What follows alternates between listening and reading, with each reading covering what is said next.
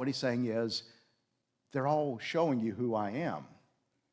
When Eve is told that her seed will crush the serpent's head, it's fulfilled in Jesus.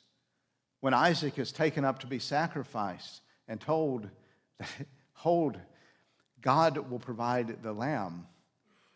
He is the Lamb of God who takes away the sin of the world.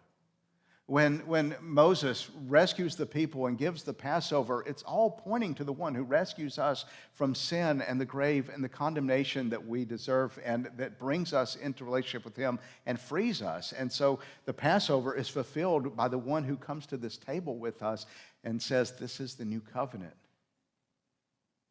When the 10 Commandments are given and said, this is how you live, it's not as though God arbitrarily comes up with a list and says, do these things and you will be a good person. It's almost as you could reverse it and say, Moses gets a glimpse of who Jesus is.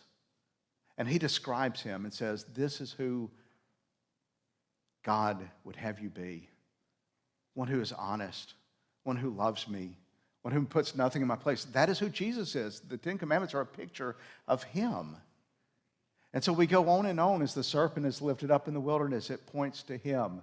As the prophets continue, and for them that would have been the history. So as we're hearing about David, we're hearing of one who David is pointing to. When we're hearing of the temple, we're seeing the one the temple points to. All of these things are showing us, and he fulfills them. How can he abolish them?